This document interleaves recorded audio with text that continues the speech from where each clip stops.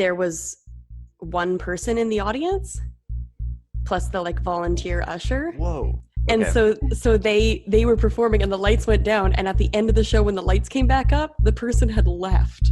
Oh my He didn't know.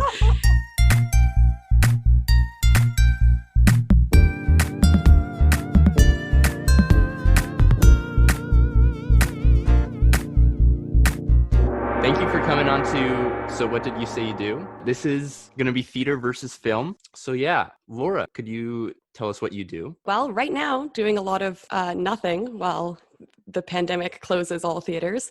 But I am a actor and director and theater maker. I just finished the BFA in acting program at UBC. But yeah, not doing a whole lot of anything right now. Just waiting to see what theater will become. It's gonna be a lot of Zoom.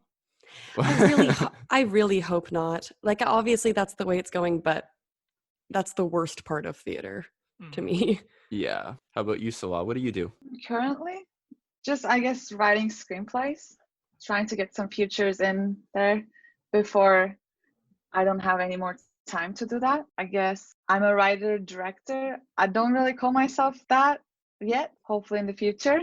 So I'm writing. I guess that's being a writer. So yeah, I was graduated from UBC BFA film production program and minoring in creative writing. Awesome. Yeah. If you're confident enough, people will accept that you're a writer. Also, you've written a screenplay, right? During quarantine, eh? Yeah, keep writing, but not published or anything. So That's I don't fun. know. I don't know. If you write, you're a writer. But I mean, and you have a creative writing minor. You're doing way better than lots of writers. I guess so, minor. Yeah, that's true. What got you into film? Was it writing or directing that kind of started you off? It was just the whole process of it. I wasn't really aware of how to actually make films, like the whole effort that you put in the whole thing. I was just like, oh, I'm just gonna go make films. I'm just gonna film it. I'm gonna edit myself and do that. That was the whole thing that made me just feel better being creative mostly. I really value creative jobs, and that turned into studying film. But before I was a writer because as a kid I just started writing poems and everything. And then I turned back to actually writing after studying film, I guess. But did you always want to do film, or do you still write poetry and stuff? No, I'm just completely into film now, writing wise, like screenplays. But yeah, film was kind of a way to get that visual into my writing. Nice. Do you find that like your writing is like poetic sometimes? I wish. I mean, I would like it to be, but I don't know how it can be poetic. I guess there are films that are poetic, but not yet. I assume.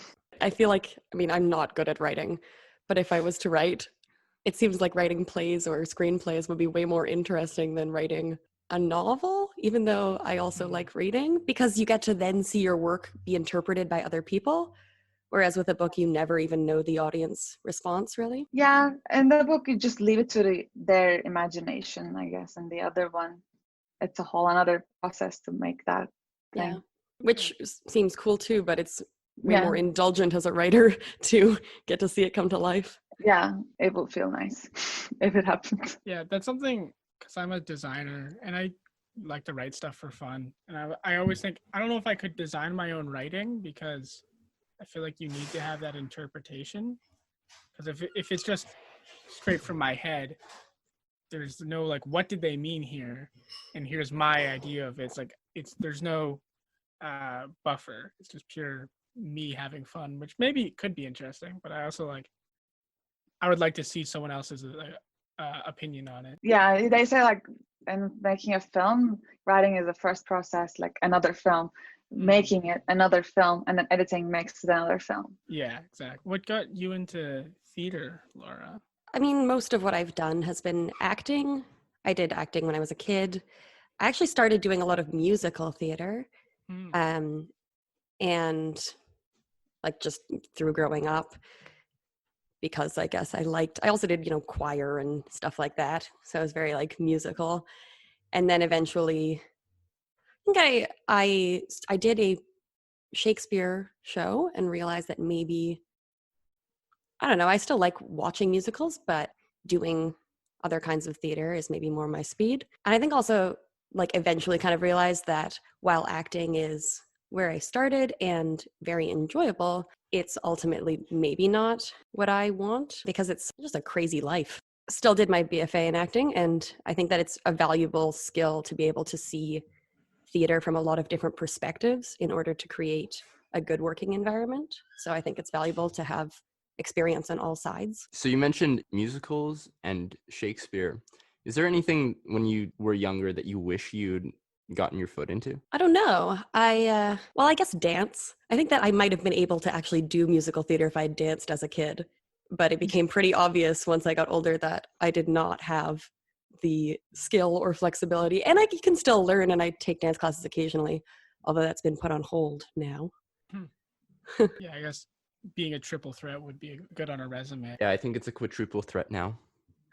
Yeah, you have to be able to play an instrument. Yeah. That's what it is. Yeah, okay, there you go. Everyone wants it. If you want to do musical theater, you have to be able to do so much. I mean, once people realized that you could get actors to do 10 different things and play every different role, then there is no going back because you're going to save so much money only paying. Exactly. You don't have to pay musicians. You don't have to pay different dancers. Like everyone does the same thing.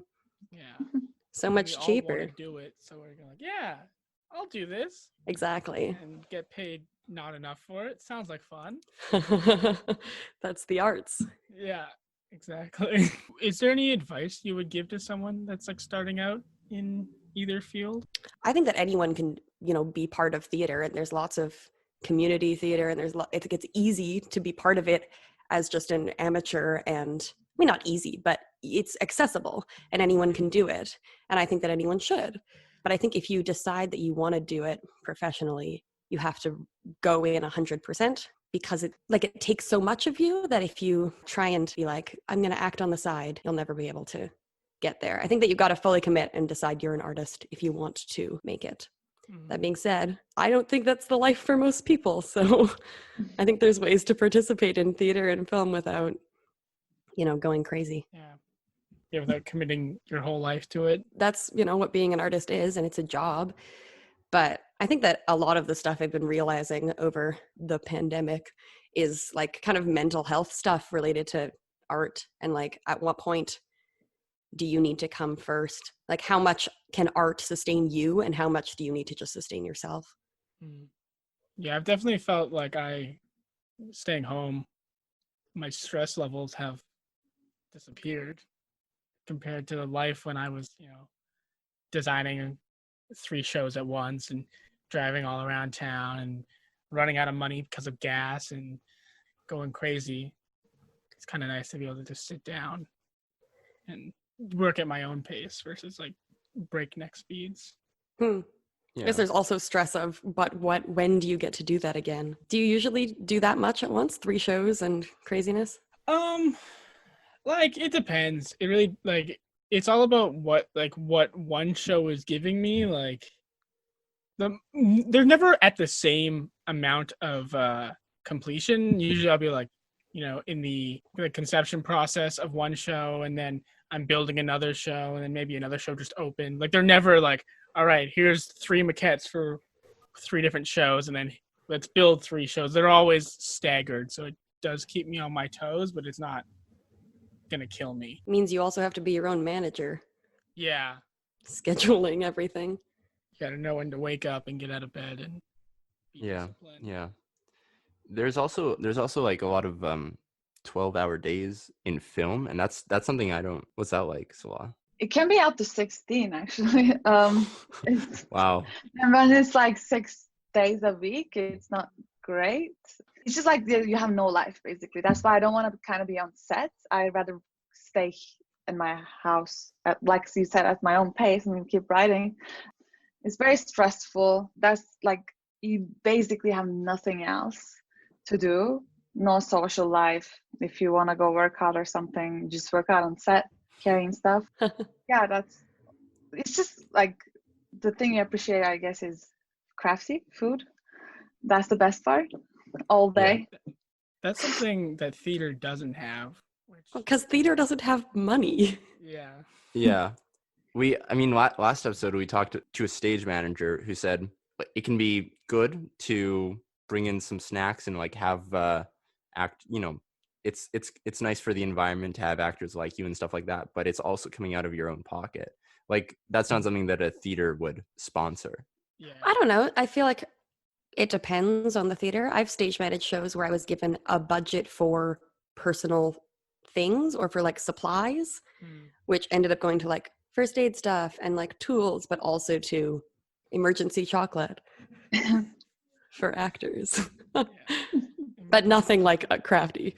But it's strange to me because I've worked in indie film, and it's just also just a precedent that seems to be set in film, is that you feed the people that come work for you. While theater, it's like, figure it out. You gotta work a long day, go home, make food, go to sleep, and get back here early in the morning. Yeah. I guess we just accept that. And there's a lot of, I think that it comes out of a culture of like, I mean, it's more hands off. Also, no food in the theater. Where are you going to put that stuff? Yeah, not every theater has a green room. A lot of theaters have church basements. I wonder about like different places and different cultures of like if there's little things like that change. I'm friends with the technical director at the Scotiabank Dance Center, and they get a lot of international clients that come in from all around the world. And they had some South American clients come down. They move so much slower, but not out of like a sense of laziness or anything. They just, the cultural difference was they just weren't working at breakneck speeds that we do here in North America, where it's like time is money. It's like, whatever, time is time. We do it until it's right, versus just burning them out. And like, yeah, it costs more money for them, but like they were happier with the process versus everyone just working themselves to the bone. Yeah, right. Yeah. I remember reading about a Russian play that had been in rehearsal for like 8 years or something. Let everyone memorize the lines very slowly. I feel like though they were doing showings and then they would change it more and then do it again and that sort of thing. But man, if you can get state-funded theater, that's the way to do it. Yeah. Yeah. Crazy. I mean, doesn't Britain have like we have one national theater? Doesn't Britain have like 8? We have the National Theatre of England, but they also have like their other theaters are sponsored by the government. But there's just a whole different culture of theater there. Like it's also ticket prices. You can go to a show at the Globe for £5. That's $10, and that's like the best theater you'll see, which means that you can go to a date at the theater for less than the price of a movie. So people do it, it's a totally different culture. People go see theater on a Saturday night, even if they're not like, I feel like the audiences in Vancouver are people who are really into theater, people who make theater, and like, I don't know, old people. Like it's or like, occasionally you take your family to see a musical or something, but we don't have the same kind of for most culture. people. It's not the most attractive option. Yeah, and it's expensive, Go see an arts club show. You could drop $100. Like that's crazy. If you are, especially if you're an artist or a student or something, it's a real investment to decide to be a theater goer around here. So would you say that film is more accessible, at least on the local Vancouver level? Definitely. I think so. Good film, at least. Yeah. Like compared to good theater. Right, yeah. Also, I guess too, like if you want to go see a cheap theater show, you kind of have to be in the circle. Like no person that just, goes to, I don't know, forestry, studies forestry or something is going to be like, oh, I heard about this indie show that's in a basement. Like you kind of have to know that someone who's in the show to go find like your $10 theater tickets. Or also, student productions or something, Exactly. And marketing theater is ridiculously hard as well. Yeah. If you're not one of the big local companies, like you're not going to get a bus ad. If a movie comes out, the movie's out because it's every bus shelter bus and sign all around town. Mm-hmm. Yeah. Yeah. It's like Vancouver needs to know about the next Marvel movie. They might not know. Yeah. Something interesting I think about is, when say you make an indie movie versus an indie theater show, you make your movie, you have your movie. It's a file that you can send around, have for years. But if you work on this nice little indie theater show, you're like, come see our show, please, come see it. And 5 people see it in the whole run, and you have to tear That's it down on the last day. There's nothing you can really do about it. But Yeah, like you a can't movie, grow you a can- cult following. Yeah. There's no cult theater shows, at least in the same sense of how a cult film works. I think that it's also something magical about it, though, knowing that you're one of the people who saw it and that every time it exists for a moment and then it's gone and it's never the same, Yeah. which is, I think, rewarding as an artist and also as an audience member to be like, I was part of this moment. And even if someone else comes and sees it the next night and it's the same show, it'll still be different and it'll feel different because it's different people in that room. That being said, as an artist, like having your best work preserved, so nice. Like it's because it'll always be preserved the same way. Oh, you can make it better. Like, Yeah. Like when you have an archival recording of a show, it might not even be the best night of the show. You know, like maybe the third night was the best one. It was so magical. And then like you record it towards the end of the run, everyone's burnt out, that the best prop broke and someone's costume tore in the piece. And like, that's how we remember the show now. You And know, it's a grainy, shitty, yeah. like one shot thing that's like just filmed from the back of the stands. Yeah, But it's honestly, on I a think tripod. film is also kind of like that. There was an Al Pacino quote where he said, "What you see in the movie, that's the best that I did on that day." And I think yes, that's kind of because you also have like limited time. You're not gonna do it again. Limited money. Whatever you do on that day, it's gonna be it. And also, you don't get to, there's a lot less agency as an actor in film because, you know, you do it 15 times. Someone else is picking which one gets used. Mm-hmm. And if it's not the one that you thought was good or was the way that you think it should be interpreted, you just don't get a say, which, you know, division of roles, it's not your job. But on stage, ultimately, what the actor does is what happens. Right. Yeah. Why did you pick theater? Well, I guess I just started in theater and found something magical about it and never really did film, so I fell more and more in love. But I think that the sense of like community and I, like as a teenager, I found a really safe space in theater, which was, you know, very made me want to stay. And a lot of my kind of discovering who I was through being on stage. But I also think that from an acting perspective, it's more rewarding because you get a direct connection with the audience. Like while you're acting, you can feel what they are feeling and you can tell what they're thinking and you can change the moment in relation to that. So there's like more immediate feedback. It feels more exhilarating. And also you get to do a story in completion, which as an actor is like way better. You know, you do the whole story, you do the whole arc. And if you're playing like a lead role that has an actual arc, that's like really, well, it makes the acting easier and it makes you feel like you're telling a complete story. Whereas in film, it's broken up and maybe not in order and you do it a million times. And I think that in many respects, film is more accessible or maybe more rewarding to like the audience, and maybe to a lot of other roles on film sets. But I think that acting wise, even if it's maybe more challenging, theater is really special for an actor. There are some movies that do the whole arc. They essentially film it from beginning to end. Like Goonies is one of those movies because they had a bunch of child actors. They thought the performances would be stronger by filming it from the first scene to the last scene. It was more expensive to do it that way because like the big pirate ship at the end and all the set pieces are crazy. But do you think that you would get a better movie if all movies filmed through the arc versus budgeting the explosions and doing the explosions earlier on or whatever? I don't think so. I think that actors can be professional and good at their jobs and it doesn't matter. But I think that from a selfish perspective, you'd have a better experience. I don't know. There's something about telling a story that is, you know, a great part of art. Like that's why we do it, is to tell a story. Yeah, so as a director or something, maybe you can see the whole story and that's great. But as an actor, not so much. I guess that's from an acting perspective. From the audience perspective, is it more rewarding to watch a play or a movie and get the whole story? I feel like it depends on the person, because in theater and in film, you still get the whole story at that time.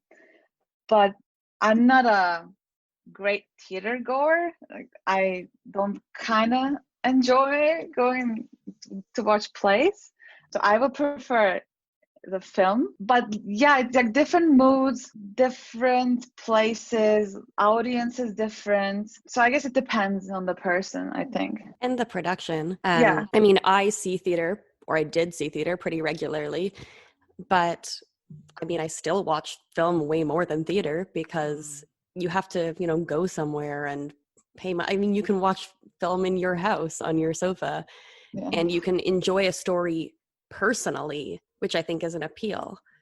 But whenever you see theater, it's always a community experience. Mm-hmm.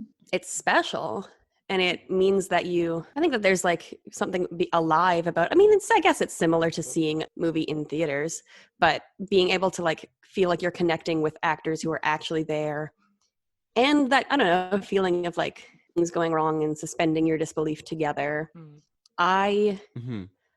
If I see a really good play, I will think about it for weeks and come out of it with like a exhilaration, which is more rare for me with film and TV. But that being said, I'll watch an entire TV show and fall in love with it. So, I mean, yeah, TV is more accessible, but I think theater has more potential to be just amazing. Does the audience matter? If you're watching a movie at home versus watching a play with a small audience, does that affect the way you perceive the piece? Yeah, I think so, because I don't know, I feel like the audience is maybe there's like different components of a story, there's the actors and the script and whatever, and the audience is the final piece. And in film, I don't know how much you must be thinking about the audience when you create film, but with theater, you don't know how the play is going to be at all until there's an audience. If they're laughing at everything, it's a different kind of play, and the whole, like, the actual play itself will adapt to the way the audience reacts. If you do a play 45 times in a row, you'll have totally different nights. You'll have nights where it's a comedy and nights where it's not, because of the way people interpret it, and then the way those audience members feed off each other. And yeah, if only 3 audience members show up, like, that's a very personal show, or a very awkward show, or who knows what. There's a story about Flight of the Conchords performing at the Vancouver Fringe Festival, and they performed, I think, at the Havana, but like at one of the really small theaters. And when they started performing, there was one person in the audience, plus the like volunteer usher. Whoa! Wait, this is like the Australians with the TV show? Yeah, but like way before they were well known. Oh, I see. Okay. And so they were performing, and the lights went down, and at the end of the show, when the lights came back up, the person had left. Oh my God. He didn't know.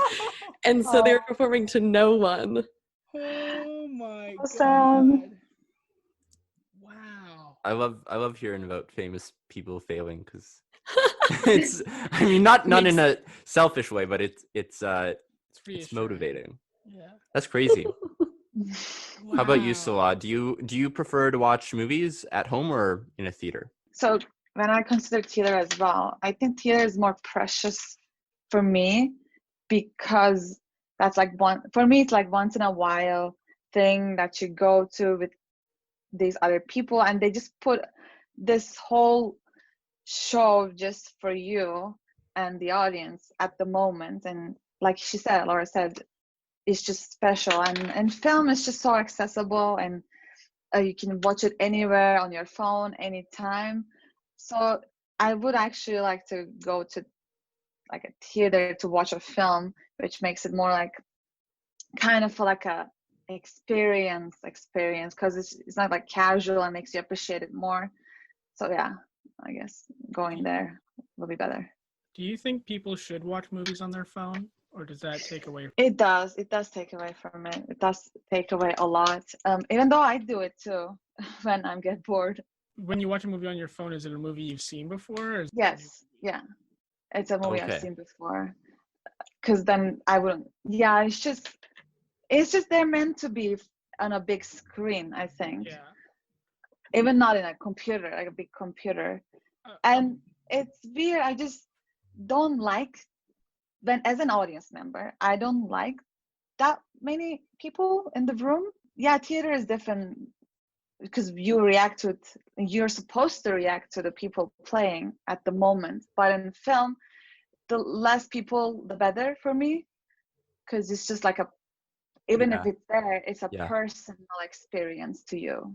And no matter how you react, the film isn't going to change, right? Like if you laugh at it, it's going to be the same. If you're, cooking dinner while you watch a horror movie, no one's going to know. But I would argue that if I watched a movie now and I watched a movie 15 years later, if it's good, it'll be a different movie, even for sure. Interesting. Even though I'm still watching the same thing. Yeah. Or if you watch a horror movie while you're making dinner versus if you watch it in a dark room at midnight. Yeah. It's a different movie. Can you passively watch a horror movie? I mean, I couldn't, but I feel like there are people who could. I love horror film, so I just watch it anywhere, everywhere, passively, actively. I have to watch horror midday with the lights on, with someone else there. With a baseball bat in hand. Exactly. I'm curious a lot. Did you have a live theater experience that kind of threw you off? No, not that.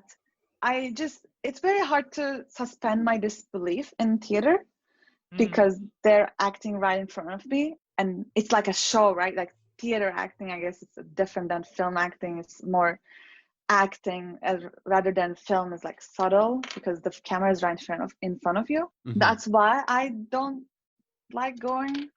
But I was a part of a theater in my high school. I was like an assistant director kind of. It was fun. Nice. Yeah, but not particularly something that threw me off. It's interesting what you say about the different acting styles because obviously very different. Although I think there's kind of artsy films that maybe push those boundaries too. Yeah. But with theater, there's an agreement, the audience all agrees. We know this is fake and we're going to enjoy it together anyways. Yeah. Which is why it's kind of impressive. I don't know. Some it's also maybe why you don't see so much horror and stuff in theater because that it's harder to scare people because they're admitting it's fake so much. There is part of me that wonders though, doing horror in theater, and if you do it well, that it'd be more terrifying because say Freddy Krueger was actually on stage. I don't know how I would handle that. I and you just go out in the lobby after the show and he's hanging out. Well, I remember with his bouquet of flowers, one of our teachers at school telling us a story about seeing The Woman in Black in London, which is like terrifying horror play, and that it was really just scary and horrifying. And then when he left the theater, he was like, and I guess I don't really know the play very well, but there's, a woman who appears. And when he was walking down the street, leaving the theater afterwards, she was in a shop window, across, just staring across the street, which is so far beyond what I could imagine coming up with as a director.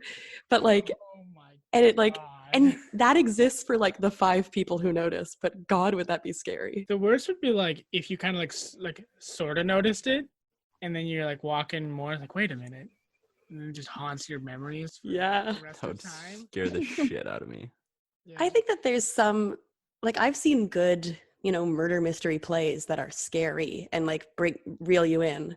But I think it's definitely easier to do that in film. You can't really have gore in theater. You can have some. You can't. Yeah, you have to be smart about it. There's one thing that I think when I watch a play and it does this amazing effect where someone, I don't know, flies maybe flying is not a good example, but I think film has a disadvantage of anything amazing gets written off as CGI at this point versus when you go see a play, you don't always exactly know how they just did something. Yeah. And you kind of, true. When you see a play, that it really happened. Yeah, exactly. And you can just sit there and be amazed at wow, they just did that. But then there's also an aspect of when I see a play, and maybe it's just because I analyze things that I watch because I'm doing theater, but I'll see a play and I'll see something amazing and I'll think, wow, that's so amazing. I wonder how they did that. Rather than when I see a movie and there's cool effects, they'll just bring me farther into the world and I'll think, oh, wow, I won't think that what a cool effect. I'll think like I think more about the characters and stuff maybe rather than how did they do this. Well, I think because the job of a special effect in film is to truly be invisible in the sense of it doesn't register as a special effect. It just is in the world. Versus, like when you watch like a really bad CGI explosion, like that's when you're like, oh, someone just put this in Adobe After Effects and like, Yeah. bad, It's kind of like with Parasite. They had so much VFX in that movie, but you can't tell. Yeah, like that house doesn't exist. It's little set extensions that they would build up with CGI. Yeah, it's crazy. What is more accessible to make, theater or film? Like if you're an indie, that's a spry little 20-something that wanted to make a play or wanted to make a movie, what would be the easier thing to do? I mean, I think a film's easier to make. You can just do it on your phone. It would be easier. Yeah, you just need a phone, someone to act, and you're good. I think it might be if you are at that level of having absolutely nothing, if you can manage to put on a play, you might be more likely to get it seen. Well, it's an event that you can bring people to, and it's an actual solid thing. Whereas I feel like, so many people just upload things to the internet that they can just get lost. So it's probably easier. It's probably easier to make a film, but on that really, really basic level, if you create a piece of theater, you it's real, it's tangible, it exists, and people can come see it, and if it got seen and whatever. That's true. But also there's so many barriers, like you need a location, and you need so many people, and you need, I don't know, there's ways to cut down on it all. There is something though that I think, say if you want to make a professional quality show, I think yes, you can make some great movies with iPhones. Like there's movies on Netflix that are filmed with iPhone. Really? But, yeah, Steven Soderbergh. Yeah, Tangerine. Yeah, Tangerine. Yeah. Yeah, Right. Tangerine, and then also his newest movie, Highest Flying Bird, or something like that. It's a basketball I don't know. movie. And yeah, I do really respect he's pushing the medium with that. But I think so. Say you invest money into a decent camera, some decent sound equipment, and I don't know, a little bit of production value for a film. I think that's harder than getting just some theater with a grid. And then once you have that, you can do anything, really. Yeah, especially if you're creative enough. You just need people who I think in theater, maybe it is more about just the competence of the people and the creativity of them.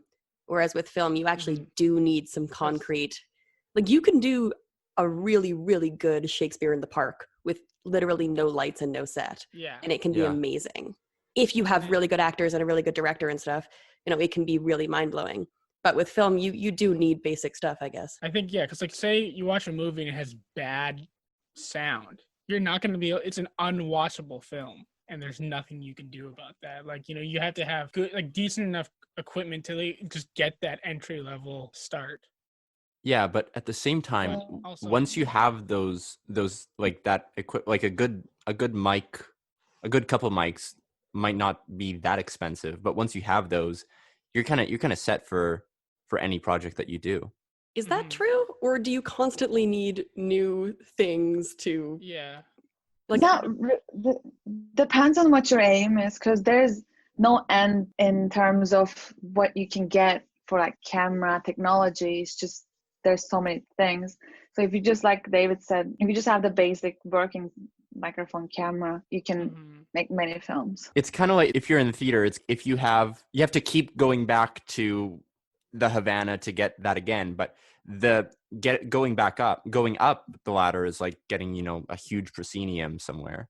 I guess it's, if you're to speak metaphorically about it, it's like every time you want to make a play, you have to climb that ladder, but once you've climbed the film ladder, you're kind of at the top, unless you drop your camera. When you make an indie film, so I guess I don't actually know what kind of things you've actually produced, but I assume a decent amount through school. Do you, once you've made it, what do you do? Send it to film festivals? Like, Yeah, so depends on the film. I only made shorts so far. So you just send it to a festival and that's it. If you get it, you get it. If you get it, you go, you meet people, and the film is just there, no more. and maybe there's also another appeal of theater, which is that, you know, it doesn't have any long-term sustainability, because I guess if you make a little indie film and no one likes it, people might like it 20 years from now and it'll still exist. So that's cool. But at least, I don't know, with theater, you can put in a certain amount of money, and if you sell tickets, you've got the money back. Like, whereas it feels like with indie films, you're just investing all your money and then people are going to see it on YouTube and Yeah, no money back.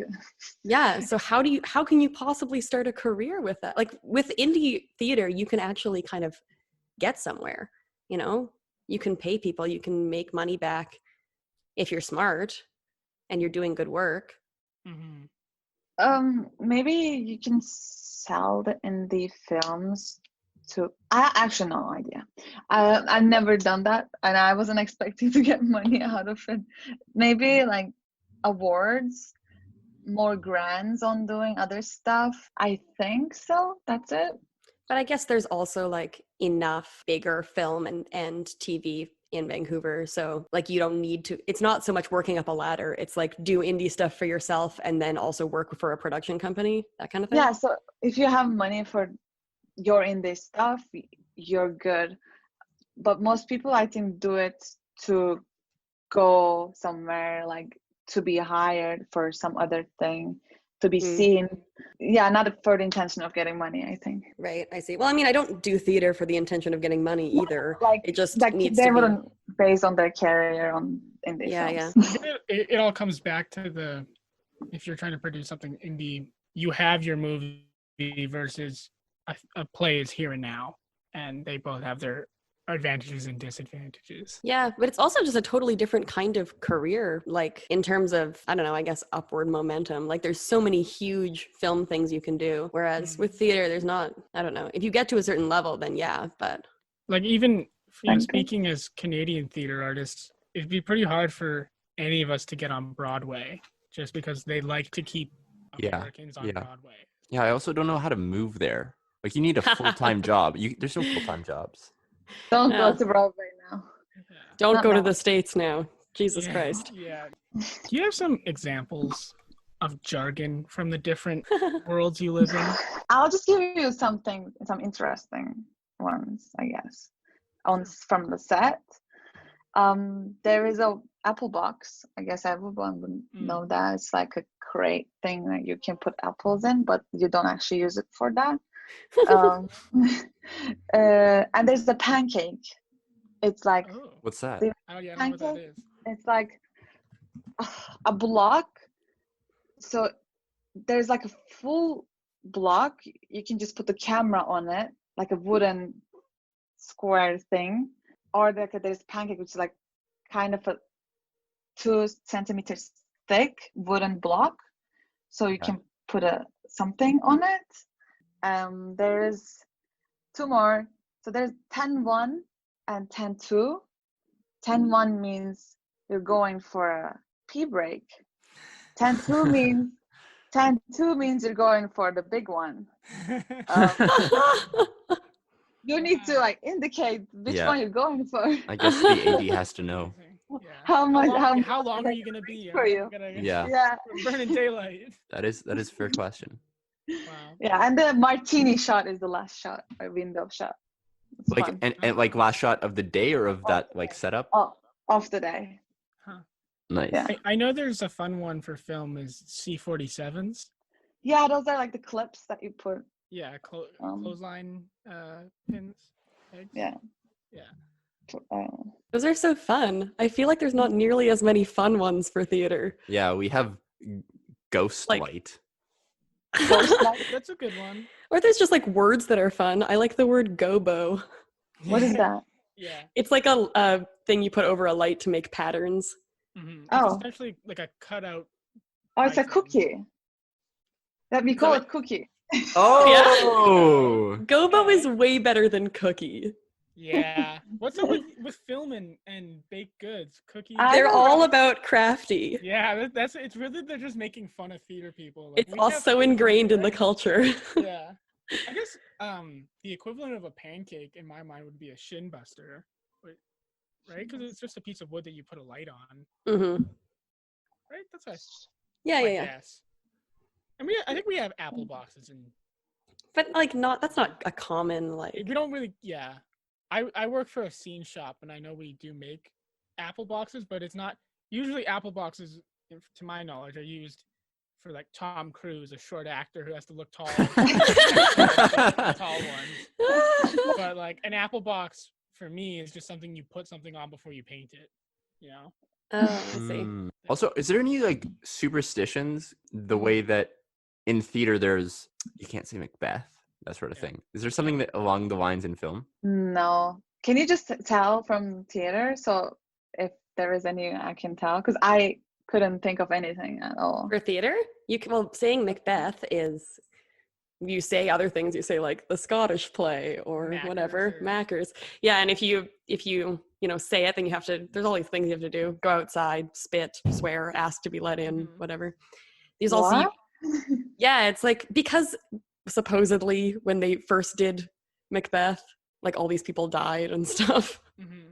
Oh. There is a similar curse in film that I looked up. Was there's a Superman curse. What is it? I don't know. A lot of people that play Superman end up getting hurt really badly. Like Christopher Reeve got paralyzed from the waist down. The radio host guy, I forget exactly how he died, but he died younger than he should have. Didn't something Cavill, happen look out, is all with I'm saying. Poltergeist as well? Oh yeah, there are cursed films like The Omen and Poltergeist, but not literal superstitions. Also, like I guess with a cursed film, the film just exists. Yeah. Like whereas with a play, people do the play over and over and over again. So that curse is going to be revisited whenever you do the play. Like how many times do movies really get remade? Like how relevant is that curse? But making a movie takes like months. Well, yeah, So yeah. During that, you have the curse. Yeah. But also the making of movies that end up being cursed, that doesn't really happen in theater. Like, do you know about the story of like Apocalypse Now? How it was made? What do you mean? Like what happened on the set? They went like ridiculously over budget, over time. Marlon Brando showed up in the last stretch of filming. He was supposed to be this like really fit soldier. He put on about 50 pounds. Yeah. He knew none of his lines. And they ended up having to rewrite the ending of that movie to make it make sense. Really? Yeah. Oh my god. Yeah, he was kind of fat. He's pretty iconic for doing wacky shit like that. I think he has a quote. He says, "My favorite thing to do first day of set is go kick over a barrel of apples." What to apples? So many apples. Like a metaphorical thing. He loves to just stir shit up. I remember because he all my examples are with Superman. Because he played Jor-El in the original Superman movies, the Richard Donner ones, and he refused to learn all of his lines. But it was a choice, you see, because he wanted to give Jor-El this like almost robotic, godlike voice, so he didn't know what he was saying, and he was just reading all his lines off of cue cards. That's how he got that like cadence. Wow. Okay. He's a weird guy.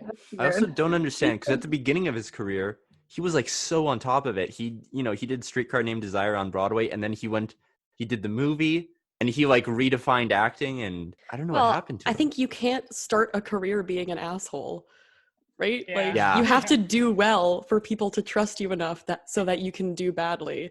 Yeah. Like otherwise people will just be like, oh, he's a jerk and he doesn't learn his lines, and then they won't hire you. You have to start good and hardworking in order to become iconic enough that you can be bad to work with. Sure. Yeah. I guess so, yeah. That's something I remember when I was starting out. I mean, I guess I am still starting out, but you have to be nice, and like it's really kind of like theater operates on like the high school gossip format where, you want to be nice on every show because people talk and whisper and say things about you. That's Yeah. true in film too. You Yeah. have to be nice. You have to be able to easy to be able to work with. Mhm. Does that go for all the And- positions? Ultimately, yes. But yeah, if you just make a name for yourself and then you can become an asshole, I guess, at the end. There's whistling. That's a superstition. Oh, that is. Yeah, you can't whistle in a fly house. Yeah. Because, Sailors. yeah. Theater got most of its knots from nautical things. So, Yeah, and sailors would run the like flies and rigging. yeah. And certain whistling whistle would- means yeah. that you're bringing it down. So if you whistle, you could get knocked out Oh. Or Mhm. die. or die. Depends. Yeah. Depends which you're feeling. Yeah. I think that's all the super. Actually, I'm There's so many. Yeah. I work at Bard on the Beach as a production member. And there's always this joke that we have is because Bard on the Beach, we build giant tents that are the theaters. And at what point are you not allowed to say Macbeth in there? When is it technically a theater? When is it? We've yet to figure it out. Damn, Obviously, that's- like in Tech Week, you don't want to say it. Yeah, But like, yeah. That's that's such a fun. mind fuck. I'm gonna think about that all day. And if you walk Yeah. down there right now, where the theater should be, Yeah, just stand in it's just a kind of dead muddy field, area. a muddy Yeah. area. Actually, it's looking very nice because seed was planted, and this is the first year in 30 years that grass has been Yeah. able to grow. So it's Whoa. like a beautiful Gonna green suck field next now. year. Yeah. What do you think is the worst job to have on a film set? Depends. So I like being creative. So creative jobs are the best. Like production design, even makeup, set dress. So for me, okay, I produced this short film and that was like the worst time of my life. Producing is so hard. I would never do it again. Because on UBC sets, you also have to be the location manager, right? Yeah, you have to be everything. It's very. I was also first ADing on that set. That was such a big mistake. Oh, that's crazy. Yeah, and Wow. that's producing was really hard. But on set, producers get it easy. So I would say, like maybe being a grip, like you carry all the lighting equipment. That's a hard job for me. I think that might be the worst job. Crafty is the best. Like it is great. I think yeah, gripping could be. I did crafty on a set about 2 weeks ago, and it was so much fun. I thought it would be like this hierarchy where I was at the bottom, but everyone loves you when you hand out snacks. Yeah. Wow. I've done a decent amount of grip work. And yes, it's very exhausting. But there is also something nice and rewarding about being like, you see all of this here? Everything that's on set, I helped move it. We did it. And then you But, take it yeah. down. Yeah. Strike can be fun though. But yeah, also speaking as someone who has gotten to be on a creative team and then also be like, hey person, it's your job to do this. Would you move that thing for me while I look and be a designer in the background? You know, like that's great. It's a great feeling. But I guess what would you say is the worst job on a theater set? Laura? I don't know. I mean, you're like, I feel like when we were talking about film, we were talking about like the hardest jobs. I don't know if those are always the hardest ones, you know? Mm-hmm. Maybe, I think from my perspective, the worst jobs are the ones where you have to do so much work and you're so invested in it, but you don't get any creative contribution. Yeah. Mm-hmm. Like, I don't know, doing publicity or something where you know, the show is really important to your job and the quality of the show, and obviously you're really invested in it. But if it's terrible, you don't have any say in it. Like you could Yeah, like that the makes sense. idea of having to like work on something and promote something that you don't feel proud of Mm-hmm. to me would be like the worst. Whereas at least if I was like directing a show or I was acting, I could be like, okay, this isn't a good show, but like I know I did my best or something. Yeah. Whereas if it's like just out of your hands, like if you're doing arts administration and you're like, yeah, it's a bad show, but I don't. There's nothing I can do about it. I just have to Yeah. suffer through. It's Also, if you're That's marketing true. a bad show, how do you market it? Exactly, and like, when you lie to people, I don't know. But So- I think that in a good show, maybe there are no bad jobs, and I think that a nice thing about theater is that like everyone can contribute in a little way, and then you can sit in the back of the house and be like, I was part of this, you know. Yeah. What's your vision of like, this is the show to be a part of? Any show could be a good show or a bad show. Well, I think it's interesting because theater, so much of it is like in film, you don't really do like almost every film is new, you know. And in theater, there's so much doing a play that already exists, Yeah. which is just a whole different thing, right? You're reimagining something that Mhm. already exists, and 300 other companies are doing it at the exact same time as you. Yeah. It's a totally different ballpark. You're not creating new. Yeah. I mean, there's Things. a lot more new theater happening right now. Oh, there's new theater. I mean, well, I mean, I guess that's true, but like it used to be that there was only new theater. Shakespeare's time, no one's doing. Yeah. Hmm. There is an interesting relationship with theater and films remakes and remaking films, because you can watch, Back to the Future, and for the most part, it's the same experience as watching it in 1986, for the most part. But then you go and remake it, and you can have that direct comparison versus, the first production of Hamlet, 2020 production of Hamlet. Yeah. No one's gonna be like, "Hey, I was there back when Shakespeare did it, and they did it way different. I don't like this version. You're ruining my childhood." Like, no one's gonna say that. Well, but there's also like there's plays that I've seen many different productions of, and I can tell you easily which ones were the best. But Or there's in- like there's plays that I saw on Broadway, and then I Right. also saw them in Vancouver. But there's not as much pushback as if someone was like, "Oh, don't touch my Ocean's 11," you know? yeah. That's true. And there's a lot of remakes of, not remakes, like makes of film from books, Hmm. which is also hard, I guess, very judgeable. Hmm. Yeah, because they're Do you very think- different. Do you think remakes are a thing that should be common in film, or do you think people should do less of them? Less, definitely. I don't understand why people do like you said, Ocean's 8. Well, sequels Well, are different from remakes, surely. But they're kind of that was kind of a remake, I think, right? I don't know. I don't think anyone should do a remake of anything in film, Hmm. except when it maybe it's like it was like a low budget film that was absolutely bad, and then Right. you can make it better now. So like you're making a remake.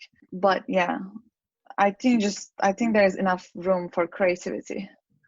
Do you have any examples of good remakes? Oh no, that's why. See, I don't know any good remake. Scarface. But at the same time, I haven't seen the original Scarface. Yeah. So you don't really know. Yeah. Okay, John Carpenter's The Thing.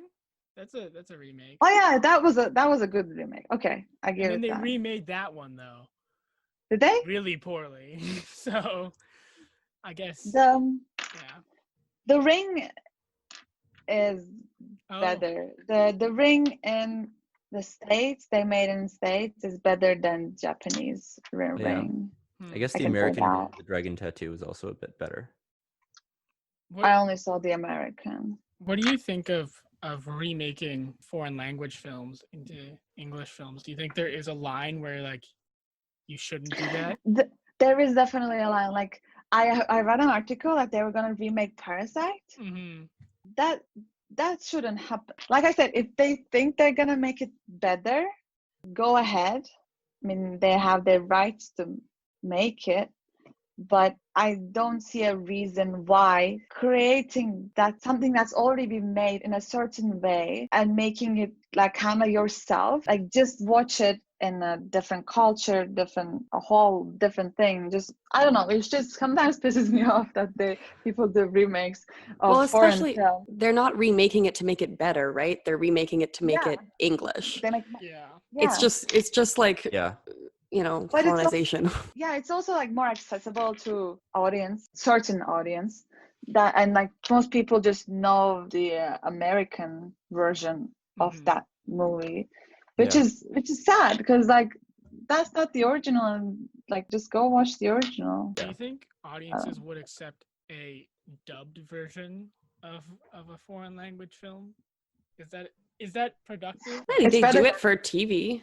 Yeah. I guess. I feel like you lose a lot of, even though you don't necessarily speak the language, you lose a lot of the acting if it's dubbed. Mm-hmm. I think they Yeah, but they but- still have actors do it, right? It's not just, someone reading in a room. I guess. Yeah. Even when you do subtitles, though, subtitles never are accurate, because languages change and Yeah, they just don't. they're gonna be perfectly translate. different. Yeah.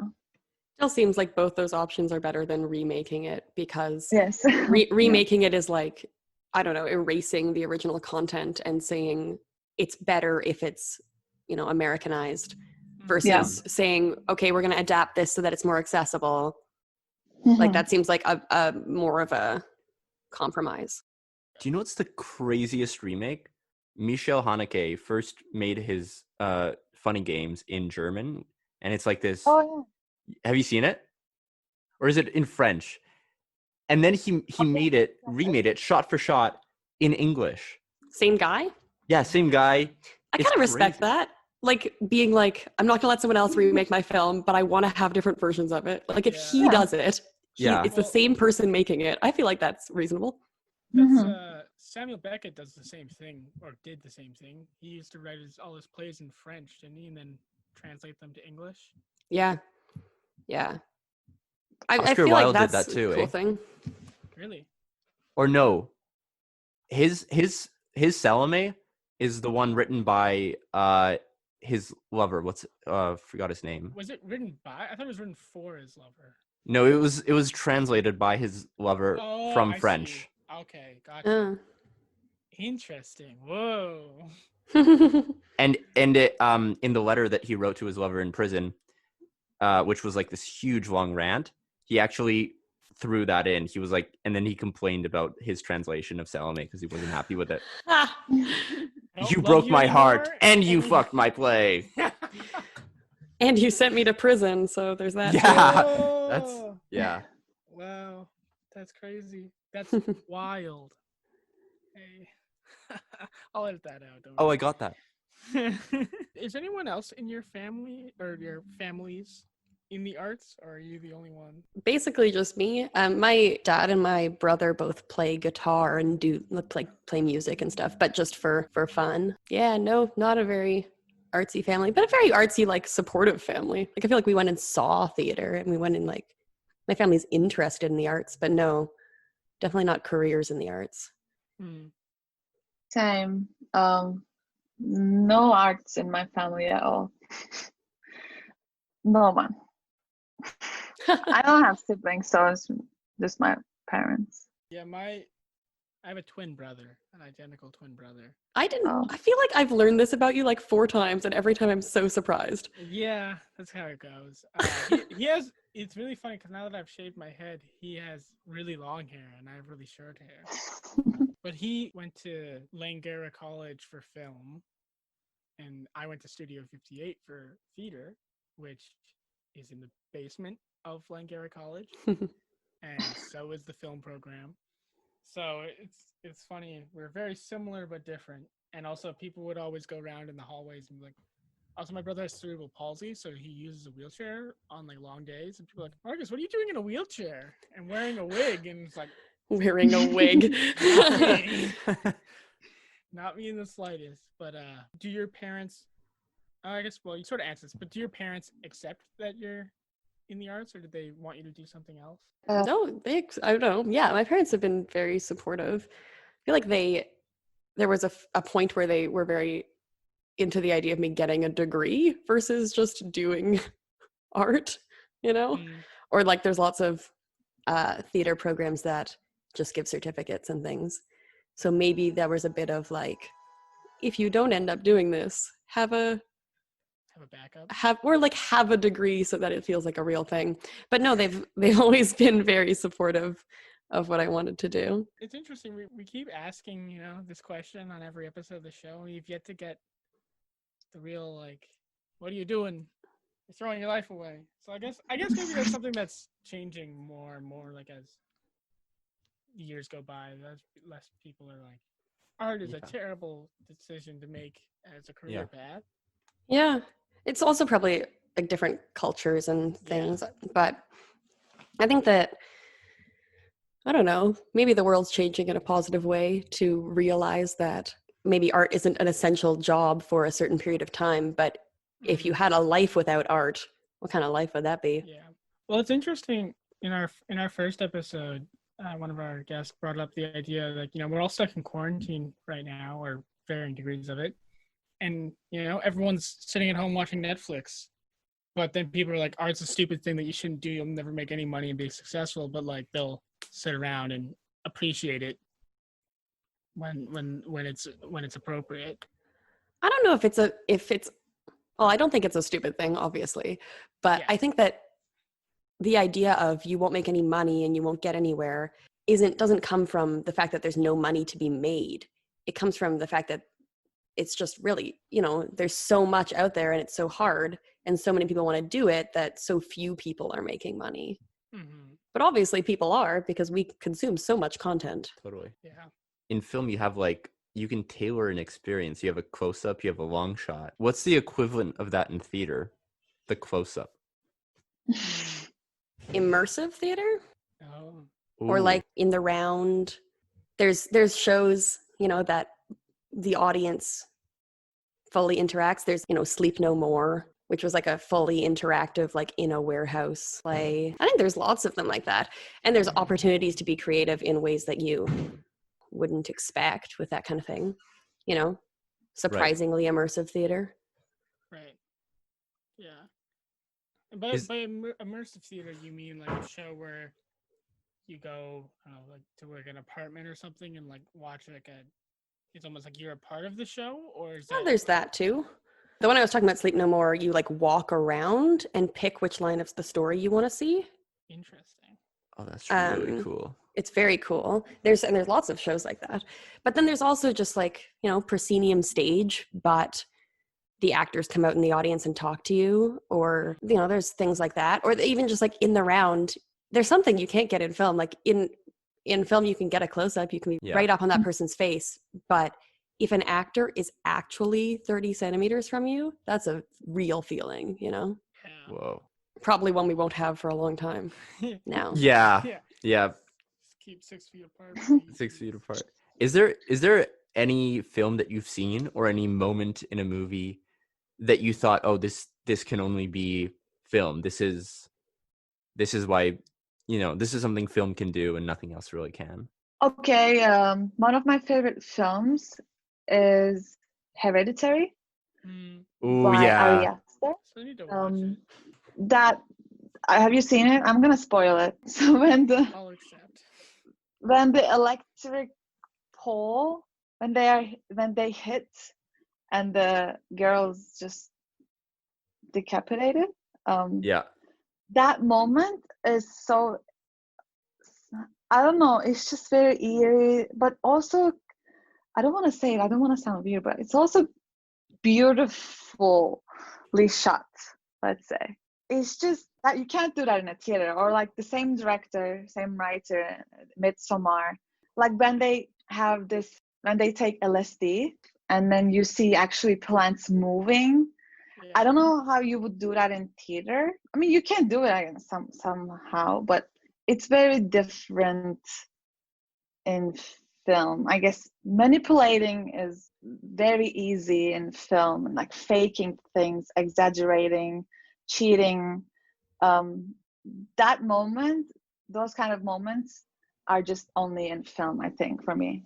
Yeah, I think that makes sense. And I did a play in January where like you weren't sure if a character was going crazy, and then whenever certain things happened, like there were like lamps in the room which would like flicker, which I feel like is, the same kind of effect, but obviously very different. But also maybe the first time it happens, you're like, is that just like a bad like plug?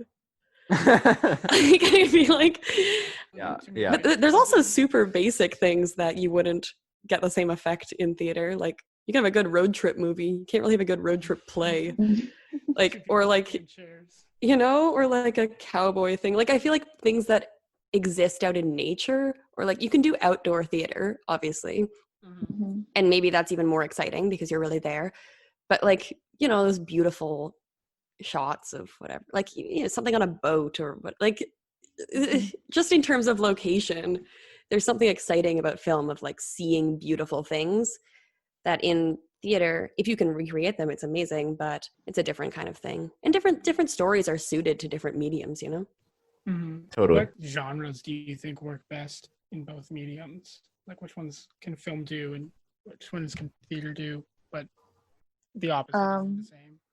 I think that in film, like we talked, horror, psychological thrillers, I like it works in film, like David Fincher films, that kind of things, or like some moments that you have in film, those kinds of moments you can't have in theater. Something like Breathless, you can't really make that in theater. Is that Jean-Luc Godard? I think so.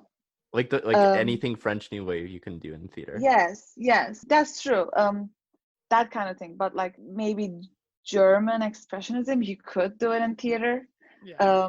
Other than that, in theater, I think that what works best for me is musicals that don't really work in film. Yeah, musicals don't really, well, I think that there's something about the agreement with the audience where when you're in a theater watching a musical, everyone knows, everyone's like on board. And I feel like in film, in a musical, like there's so much more, hey, this isn't the film I'm used to, you know? Very weird.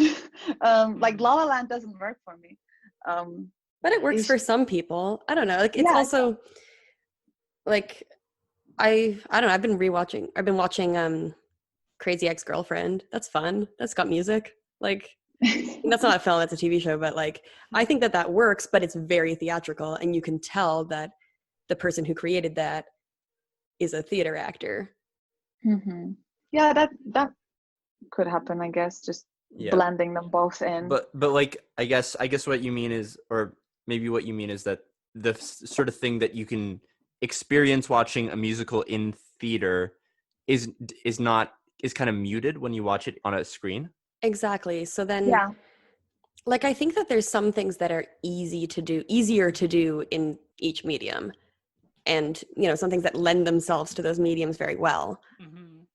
And so to make something that's really good that doesn't automatically lend itself to that medium is impressive, and maybe better than the obvious answer. You know, like doing things that aren't naturalism on film is a risk, but it maybe is also cooler to watch. In the same way that doing horror on stage could be bad, but if it's good, it's like probably it's really good, you know? In a similar vein, something I was told in school is that you can't do sci-fi in theater. Do you agree with that? I don't think so. You can do it, I think. It's just I think you can do anything. I think you can do anything in either, but I think that it's probably, you know, easier to do bad sci-fi. Yeah, I don't think you want to be an indie production, an indie theater production trying to do sci-fi, because I think really what that boils down to is sci-fi and theater costs money. You know, you want big sets, big costumes, big everything. Yeah, and I think the level of innovation and creativity you need to do really interesting theater. Yeah, I think that it's the same as like doing boundary pushing theater is, I'm sure, just as hard as doing boundary pushing film. Like doing film that isn't naturalism and like art films and making them good that people actually want to see and people are blown away by. Yeah, like that's hard because we all we expect a certain thing. You go in expecting something. To have those expectations broken and then also like it is a feat. Something that always comes to my mind when like comparing those two things is wire work in theater. You know, if you're to watch, say, Peter Pan or something like that, and Peter's flying around on a wire versus watching, you know, Hook. Do you think that takes away from it, being able to see the wire? For me, it does. Because, like I said, I'm already having a hard time suspending the disbelief, and when you see The Wire, it affects a lot, I think, for me. I guess like maybe it doesn't matter to me because I'm okay with it. I'm okay with knowing that it's not real. I don't need to be fooled.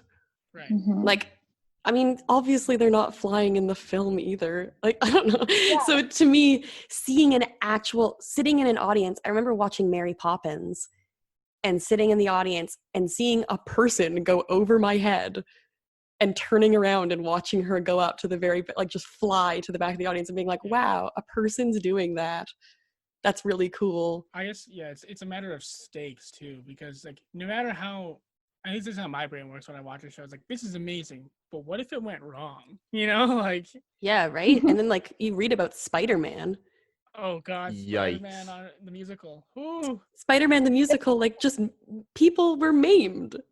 You know what's What crazy is happened? apparently that show's pretty good. Yeah, Like, right? it's Well, just a terrible experience to make, but apparently it's pretty good. it was like a Spider-Man musical where they did all these crazy stunts and they would have like people playing, they had like multiple people playing Spider-Man. So it'd be like he's over here and then he appears over there or whatever, and they were like flying around on wires. And they kept having problems. They previewed for like years Yeah. before opening. I don't even know if they did open. And then but like people kept getting hurt and like falling. People like fell from wires while there were audiences there, and they would hold the show and people went to the hospital. They lost so much money. And they also had a Greek chorus. Yeah, I There's a mean, I lot think of that interesting they had things like about an arachne, like the god, like spider god thing going Yeah. on. I mean, it But wasn't again, a good play. apparently it's good. That's the weird thing. But yeah, I mean, if the audience doesn't feel like the show is safe, Mm-hmm. how can they invest in it? Mhm. It just becomes like, I mean, but there's also something appealing about like watching a Cirque du Soleil show. And the appealing thing is, oh my God, what if they die? Yeah. That's true. I was lucky enough to see a Cirque show back in December. And the whole time I was watching, it's just like, they're doing this right now. Yeah. And like, they didn't mess it up. I That's amazing. That blows my mind. saw probably the same Cirque show in December. Mhm.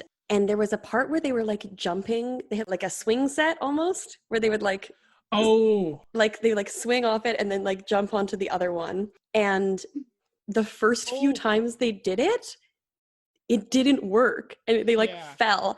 And I like every time that their feet left the platform, I was so scared and like holding my breath, and like people fell and it was scary because I feel like I've seen it before.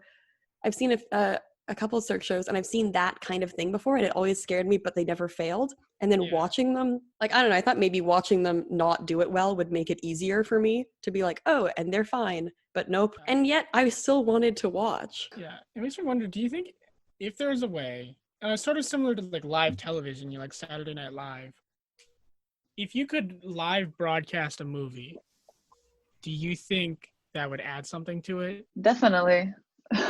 That would be, you appreciate it more. Like, you want to see if they're going to mess it up or something. And you want to see how they actually pull it off. Because I don't believe anyone's done it before. I mean, people have been doing it. I mean, very different thing, I guess. But like just in the last few months, there's been a lot of, live streamed theater, which feels similar. Mm-hmm. And I've watched, my fair share of it, and I can't do it. Like, it sucks. Like, even if it's really good theater, like watching a show streamed online, it's just nowhere near the experience of seeing theater live. And so much of like what's good about film is the polish and the reality of it and the naturalism, which I feel like you wouldn't get from a live thing. And that's why you would be like, how are they gonna do it? I mean, that's what if they did it well. That I'll be watching, but if they didn't do it well, after you get used to it, you wouldn't really want to see it. Yeah. Well, these kind of theater shows are like, you can tell that they'd be good or they'd be better if they were live. But the aspect of theater that we all love is the interaction and the feeling of community, and it's just not there. I mean, maybe it is to some degree. Me and my roommate did some one-person musicals from our house in March. I was, the production team, and he was every character. And we did One Man Les Miserables, we did One Man were Beauty and the fun. Beast, but the fun aspect of that was we just like live streamed on Instagram, and the fun aspect of it was people commenting the whole time. Like everyone talked throughout it all, and that was great. And like I was filming it, so I could see all the comments as they came, which was fun. But then also like, we could watch back and see all the comments.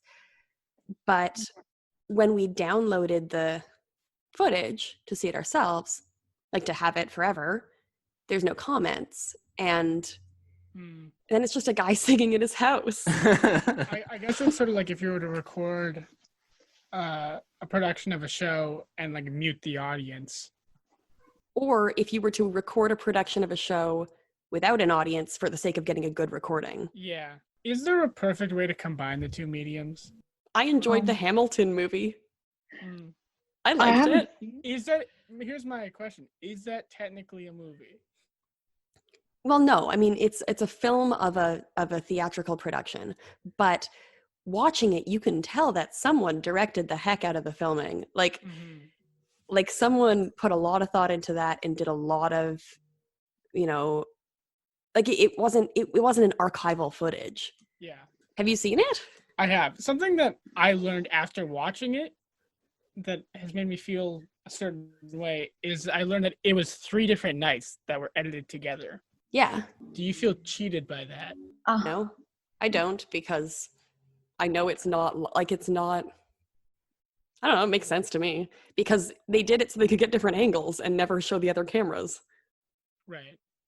Right? Like if you're filming the full stage, then you can't do any close-ups on people because they have shots from like the back of the stage and stuff, right? So they would have to do the show more than once.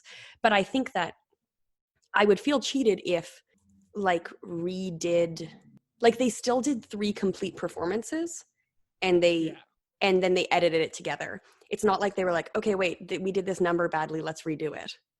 Then I would feel cheated, because that's not how theater works. That's how film works. You redo a scene until you get it good. For theater, you do it and that's how it is. Doing it 3 times for angles and whatever makes sense to me, but they still every time did the full production. Right. Yeah, fair. Yeah, I feel like there's a reason why theater and film are separate. You can't really mix it, because is it a film or is it a theater? It has to be one of the two. And like you said, if they did it like over and over again for the camera, that's a film. And if I haven't seen the film, I haven't seen the Hamilton film, I haven't watched the musical.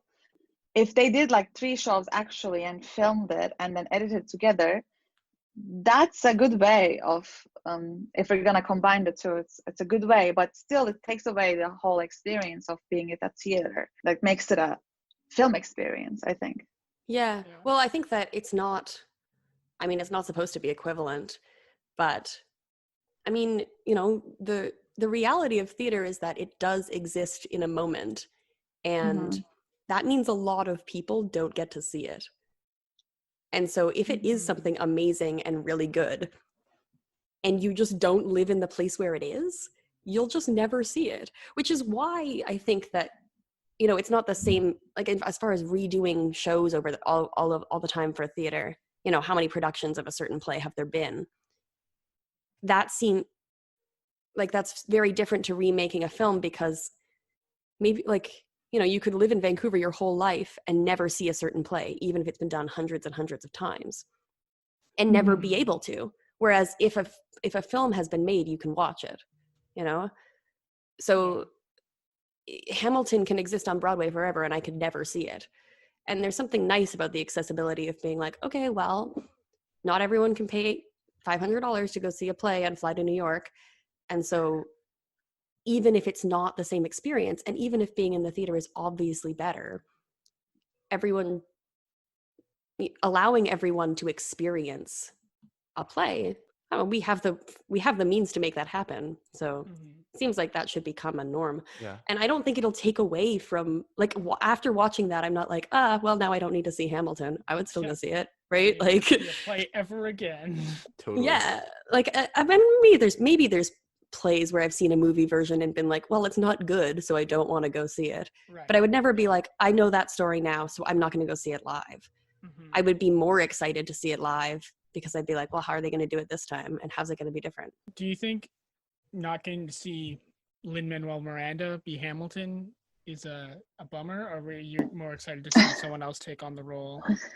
Oh, this is a big conversation if you're Like- asking me. I think that there's a lot of, like, in Hamilton specifically, there's a lot of stuff about history and storytelling and how we create a story and like what perspective are we using. And so having the playwright be in the show is really interesting Mhm. because it's the person who did the research and decided which story to tell, and he's there telling the story. So it adds like a different dimension. And I feel like there's a lot of moments of saying, well, I didn't really know what happened here, so here's what I'm writing. Yeah. So I Yeah. think that even if he's maybe not the best, like I think the person who replaced him is easily a better singer and actor and stuff, but he brings a different dimension to a role. I don't know. I think it's interesting. I saw him on Broadway in The Heights, which was Oh, his previous How was that? previous show. I mean, it was amazing. I was 12 and I didn't know who he was, but it was the first Broadway show I ever saw and it blew my mind. I mean, maybe that's also a reason why I'm in theater. Like, I can imagine it being so easy to not see theater your whole life and then go see a crappy community theater production or a crappy professional production that you paid $70 for and it's not very good, and then be like, well, I guess theater's not for me. But actually you just saw something that wasn't very good and you paid a lot of money for it and it didn't seem worth it. Yeah. I was lucky enough to be exposed to really good theater early on in my life, and so I know what it can be, you know? It's very easy to excuse all of theater, whereas if you go to a bad concert or listen to some shitty album, you're not going to stop listening to music. Yeah, and there's also so much film out there that you can be like, you can see tons of it and you are guaranteed to see good stuff. But theater, you have to make such an effort to see it that I feel like people who don't end up seeing good theater early on enough will just be like, well, I guess I don't like theater. And then they don't continue. Mm-hmm. One thing that I was thinking, Solon, you brought up German Expressionism earlier, and I think that is the closest thing you could get to combining the two worlds. That's true. It's very theatrical. Yeah, because I think also like German Expressionism was born out of a time when we were transitioning into film, and like film was new. Uh-huh. The closest thing we had to that before that was theater, so that I think that is the closest thing you'll ever get. And like I think Tim Burton is a good example of taking those elements and bringing them into a more filmic world. Also, I keep talking about this movie, but Holy Motors is definitely the merge for me between theater and film. Like there were things that I was like, you can't do this in film, and there were things that I thought you can only do this in theater, and things that I was like, you can only do this in film, and it brought both together. I'm curious, Sila, what stereotypes do you have about theater and about theater people, theater artists, or that you've heard? Okay, in film, we have stereotypes about the actors, because like not like they're like a bad person. It's just like theater acting. Once you see someone like acting, like they're theater acting when you're shooting something, you're like, oh, what are we supposed to do with this guy? Like it bothers you. It's like you're acting for a film, just like you need to know what you're acting for, and you just need to tone it down a bit. I guess we would like if someone knew that the actor was originally a theater actor and it shows. Is that a stereotype? That feels pretty like reasonable to me. Well, they're different styles of acting.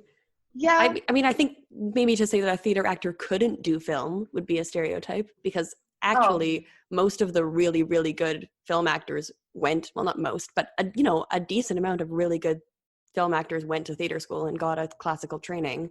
Yeah. But I think that, it makes sense. If someone does theater their whole life, it's not the same skill. It's a different skill. Yeah. Do you think it's the same thing in reverse? That's the stereotype. Yes, it's definitely the same thing in reverse. I think so. Yeah, like watching someone on stage and being like, I mean, you're just so far away. You have to be able to tell what people are doing. And I feel like also theater acting is so much like with your whole body and being engaged, and also just vocally, it's a different quality. You have to be able to project to 2,000 seats without a microphone. It's a totally different thing. It's a different skill set. Yeah. Yeah, other than that, there's nothing that I've heard about theater people. We don't really actually talk about theater people. I feel like theater people joke that film people are like, I don't know, selling out. Or like if a theater person goes and starts doing film, it's like, oh, you don't care about the art anymore. But that's, not true. One of my favorite things to say when I'm working on a theater set is we'll fix it in post. It means literally nothing. It means nothing. Now that we've had this discussion, which one is better? I don't think we should talk about that. That's not fair. I don't know. Yeah, Marcus, why would you ask that, huh? Why would you ask that, Marcus? It's different. Okay, it matters. Better for what? Better for who? Like, for me, I would rather work in theater than in film because it feels more alive to me and more like I'm contributing to something that I can see exist in front of me. But when I'm having a bad day, I'm gonna watch a movie. That's actually, but I mean, if I'm having a bad day and I can go to a really good play, that'll definitely lift me up too. It's just like such a different commitment and world. Yeah. You had to put real clothes on to go to the play. Yeah. What do you think, Sila? Real clothes on. Which one's better? Yeah, there's no better. It just depends on the person, depends on the mood. I choose to be in a film because I don't know. It's just something about it makes me feel more appeal or relate to it somehow. Is it okay? I'm gonna ask something because I studied theater writing as well. It feels to me like it's a lot of dialogue. Like dialogue is very heavy in theater. Totally. Mostly that I don't really like. I mean, if it is, I'm just saying my opinion. Because like in film, it's more visual dependency, or like if it's a good film, it means that you have good visual storytelling skills, kind of. That's why I'm kind of leaning towards it. Well, there's also something about like in theater, we've really like over time have really swayed away from heavy stage directions. Like, and there used to be more. You read Tennessee Williams or something crazy, 6 pages of stage directions tell you what this place is supposed to smell like. I have I have a Tennessee Williams book right here, and it's like 3 pages of just like everything. Yeah, that's on stage. Exactly, and like things you could never show. But now there's a lot less, so it is more dialogue heavy. But I think that there's also the knowledge that whatever director takes it, like just because it's not in the script doesn't mean that there's not 15 minutes of pause there. Like you could have a whole sequence of movement or a whole whatever. It's just not in the script because it's a different way of writing. Like the playwright is much more hands-off, I think. One thing I think too that I've learned with theater is, say in a film you can have like a quick 30-second scene of someone saying something and then like you cut to the next scene. That doesn't really translate in theater because it's just weird for someone to come on stage and like be on stage as long as it took them to walk on stage. It feels weird. I think, but when you do it right, it's good. I saw a show. Wow, and now I don't remember the name.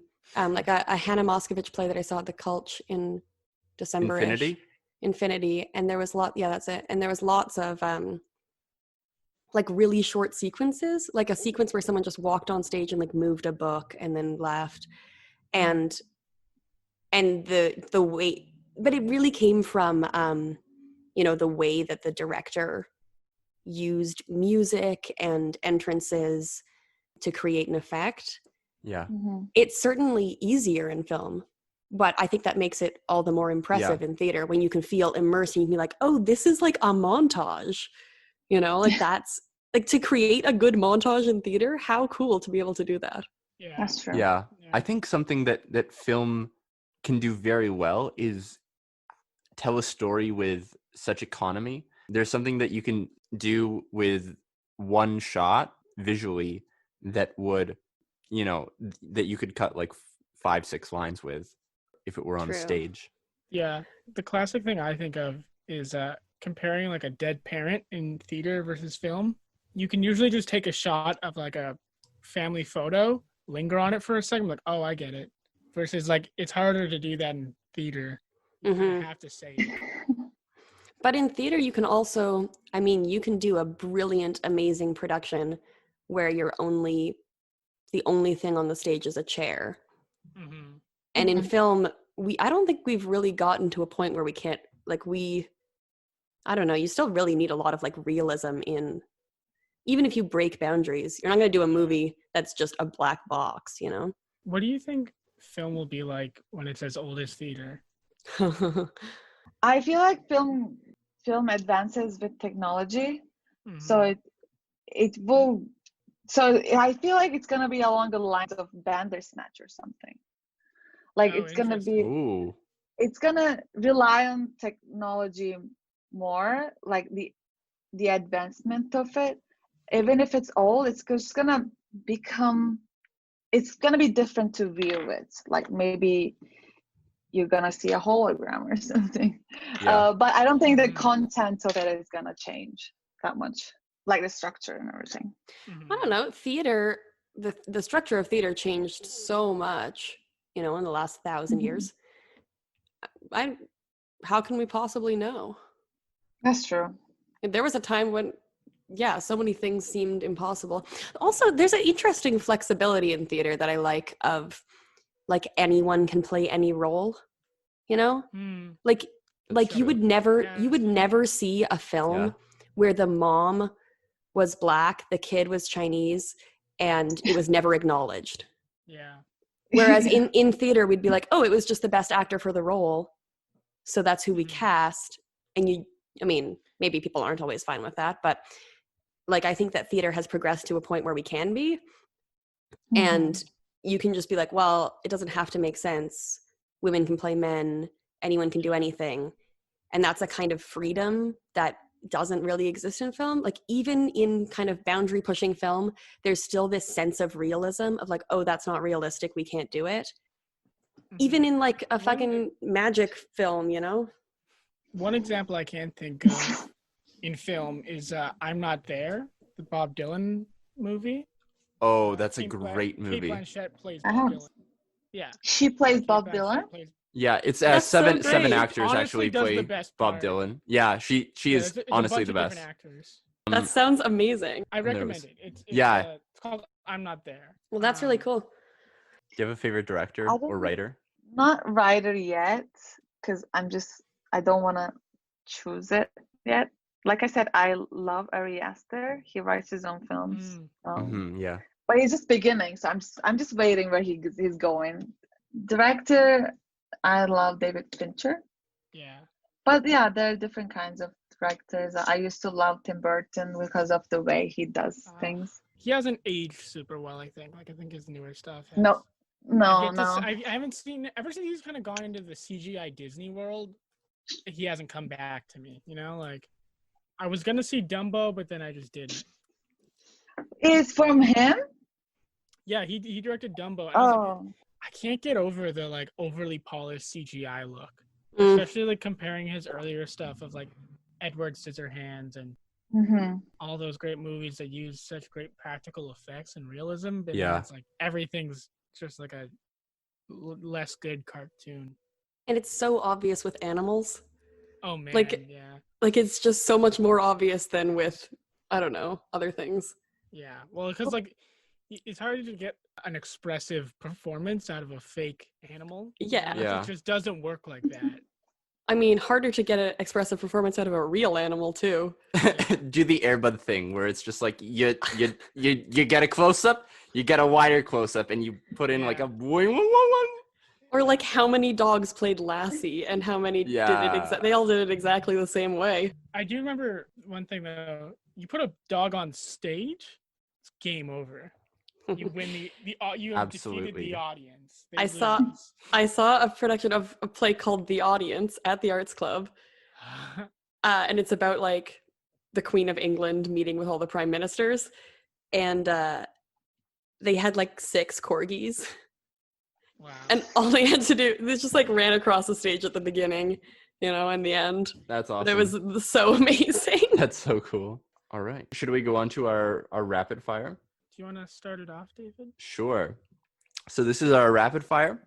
We are going to ask you each 9 questions and just rattle off the first answer that comes to your head. So first, for Salah. Yes. Is cereal soup? Yes. What? Hot take. Whoa. I disagree so hard. Have you ever Wait, had... is cereal soup? No. It's not soup. Oh, No taking it back. wait, You've committed. Did She you was mix peer up the words pressured. yes and no? About it. I don't know what I was thinking. No, it's not soup. Who thinks that it's soup? You do, No. apparently. You do, yeah. I do not.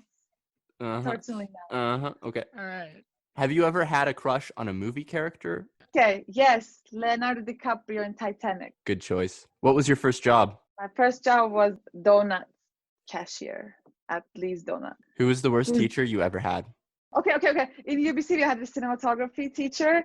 He's like very young, like his first teaching thing for just 1 year, and he sucked and he didn't really teach anything. And the last day, he was like, okay, you need to listen to this course. It's very important. And the last day, he just talked about his life. I was like, I did this. I'm like, no, I don't need to listen to you. It's bad.